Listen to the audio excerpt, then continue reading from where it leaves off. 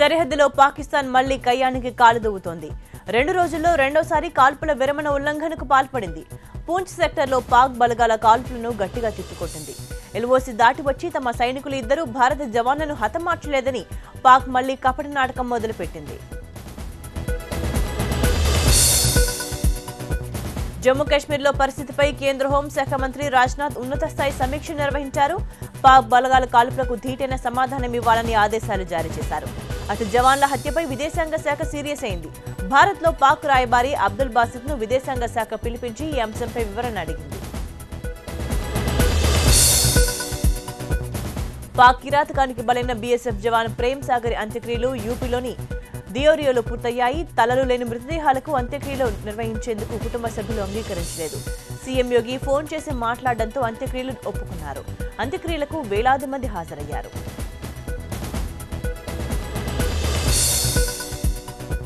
యూపీలో హిందూ వాహిని కార్యకర్తలు మళ్లీ రెచ్చిపోయారు. లవ్ జిహాద్ కు సహకరిస్తున్నాడన్న ఆరోపణలతో ఓ వృద్ధుణ్ణి దారుణంగా కొట్టి చంపారు. బులంద్ షహర్ లో జరిగిన ఈ ఘటన తీవ్ర ఉద్రిక్తతకు దారితీసింది. లవ్ జిహాద్ కు సహకరిస్తే అంతు చూస్తామని ఇప్పటికే పలుమార్లు హెచ్చరించారు హిందూ వాహిని కార్యకర్తలు. కేదార్నాథ్ ఆలయంలో తొలి పూజ చేసి రుద్రాభిషేకం నిర్వహించారు ప్రధాని మోదీ.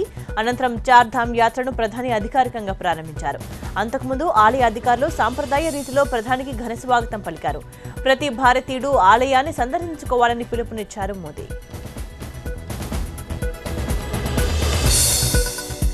తెలుగు రాష్ట్రాల్లోని మిర్చి పంటను మార్కెట్ ఇంటర్వెన్షన్ స్కీమ్ ద్వారా కొనాలని కేంద్రం నిర్ణయించింది. ఏపీ, తెలంగాణకు చెందిన మంత్రుల విజ్ఞప్తి మేరకు కేంద్ర మంత్రి వెంకయ్య నాయుడు వ్యవసాయ మంత్రి రాధామోహన్ సింగ్ తో ఈ సమస్యపై చర్చించారు. రాష్ట్ర ప్రభుత్వ ఏజెన్సీల ద్వారా కేంద్రం మిర్చిని కొంటుందని వివరించారు వెంకయ్య. మిర్చికి కేంద్రం ప్రకటించిన 5,000 రూపాయల మద్దతు ధర సరిపోదన్నారు ఏపీ సీఎం చంద్రబాబు. కనీసం 8,000 ఉండాలన్నారు. ఆలోపు ఉంటే 1,500 బోనస్ ఇస్తున్నామన్నారు. అందులో సగం ఇవ్వాలన్న ప్రతిపాదనను కేంద్రం ముందు ఉంచామన్నారు. మరోవైపు కేంద్రం ప్రకటించిన ప్యాకేజీకి సంబంధించి యాక్షన్ ప్లాన్ సిద్ధమవుతోందన్నారు. సింగపూర్లో చేసుకున్న రహస్య ఒప్పందాన్ని స్విస్ ఛాలెంజ్ పేరుతో చంద్రబాబు అమలు చేస్తున్నారని ఆరోపించింది ఏపీసీసీ. రాజధాని నిర్మాణం పేరుతో దోపిడీ చేస్తున్నారని విమర్శించారు ఆ పార్టీ అధ్యక్షుడు రఘువీరారెడ్డి. ప్రత్యేక హోదా ముగిసిన అధ్యాయం కాదన్నారు రఘువీర. చంద్రబాబు చేతకానితనం వల్లే సాధ్యం కావడం లేదన్నారు. కృష్ణలో ఉన్న కొద్దిపాటి నీటిని జాగ్రత్తగా వాడుకోవాల్సిన అవసరం ఉందన్నారు ఏపీ మంత్రి దేవినేని ఉమా. 2 రాష్ట్రాలకు ఇబ్బంది లేకుండా కృష్ణా వాటర్ బోర్డు సమస్యను పరిష్కరిస్తుందన్నారు. ఈ నెల 5వ తేదీన బోర్డు సమావేశంలో దీనిపై నిర్ణయం జరిగే అవకాశం ఉందన్నారు దేవినేని ఉమా. దీనిపై పంతాలకు పోవాల్సిన పని లేదన్నారు ఉమా. చంద్రబాబు, లోకేష్ ను తిట్టడానికే జగన్ రైతు దీక్ష చేశారని విమర్శించారు ఏపీ మంత్రి ప్రత్తిపాటి పుల్లారావు. జగన్ చెప్పేవన్నీ అవాస్తవాలేనని అన్నారు మంత్రి. అసెంబ్లీని అడ్డుకునే హక్కు జగన్ కు ఎవరిచ్చారని ప్రశ్నించారు ఆయన. అసెంబ్లీ నిర్వహించి జీఎస్టీ బిల్లును ఆమోదించి తీరుతామని, ఇందులో ఎవరికీ సందేహాలే అక్కర్లేదన్నారు ప్రత్తిపాటి. నవ్యాంధ్ర రాజధాని విజయవాడకు ఐటీ కంపెనీలు క్యూలు కడుతున్నాయి. గన్నవరంలోని మేధా టవర్స్ లో 7 ఐటీ కంపెనీలు ప్రారంభించారు ఐటీ మంత్రి లోకేష్. మేధా టవర్స్ లో 7 కంపెనీలు తమ కార్యకలాపాలను నిర్వహించబోతున్నాయి. అమెరికా, స్పెయిన్, జర్మనీ దేశాలకు చెందిన ఐటీ కంపెనీలు ఈసారి విజయవాడకు తరలి రావడం విశేషం. రాష్ట్రంలోని రైతు సమస్యలు, అభివృద్ధి, అవినీతిపై బహిరంగ చర్చకు వైసీపీ సిద్ధంగా ఉందన్నారు ఆ పార్టీ ఎమ్మెల్యే కాకాని గోవర్ధన్ రెడ్డి. 2 పంటలు పండే భూముల్ని లాక్కుని సింగపూర్ కంపెనీలకు ధారాదత్తం చేస్తున్నారని విమర్శించారు వైసీపీ ఎమ్మెల్యే. టీడీపీ హయాంలో ఏ ఒక్క రైతుకు మేలు జరగడం లేదన్నారు ఆయన. తెలంగాణ 10వ తరగతి ఫలితాల్లో బాలికలు పైచేయి సాధించారు. అబ్బాయిల కన్నా అమ్మాయిలు 2.42% మంది అధికంగా ఉత్తీర్ణత సాధించారు. ఫలితాల్లో జగిత్యాల జిల్లా నెంబర్ 1 స్థానంలో ఉంటే వనపర్తి చివరి స్థానంలో నిలిచింది. డిప్యూటీ సీఎం, విద్యాశాఖ మంత్రి కడియం శ్రీహరి 10వ తరగతి ఫలితాలను సెక్రటేరియట్లో విడుదల చేశారు. రైతుల సమస్యలు కనిపించిన తెలంగాణ ప్రభుత్వానికి దిగ్విజయ్ ట్వీట్లు కనిపించాయని విమర్శించారు కాంగ్రెస్ నేత వి హనుమంతరావు.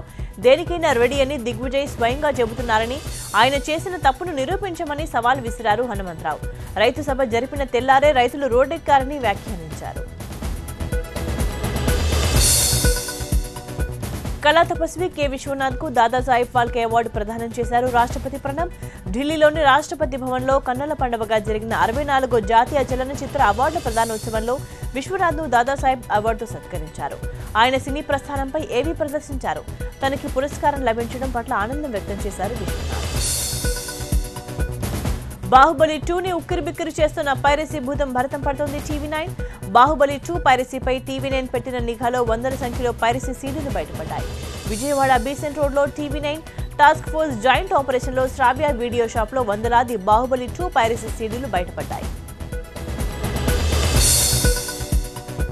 వీసా గడువు తీరిన హైదరాబాద్లో తిష్ట వేసిన నైజీరియన్ల తాట తీస్తున్నారు పోలీసులు.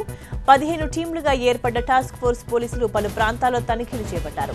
తనిఖీల్లో వీసా గడువు ముగిసినా ఇక్కడే ఉంటున్న నైజీరియన్లను గుర్తించారు. వీరిలో 116 మంది దగ్గర ఎలాంటి పత్రాలు లేకపోవడంతో అదుపులోకి తీసుకుని విచారిస్తున్నారు. విశాఖ బీచ్ రోడ్లో బస్సు ప్రమాద ఘటనలో మృతుల సంఖ్య 2కు చేరింది. ఈ ప్రమాదం ఏఎస్పీ నందకిషోర్ కుటుంబాన్ని చిన్నాభిన్నం చేసింది. యాక్సిడెంట్లో నందకిషోర్ తండ్రి ధర్మారావు అక్కడికక్కడే మృతి చెందారు. కిషోర్ కుమారుడు దేవగురు ఆసుపత్రిలో మృత్యుతో పోరాడి మృతి చెందాడు.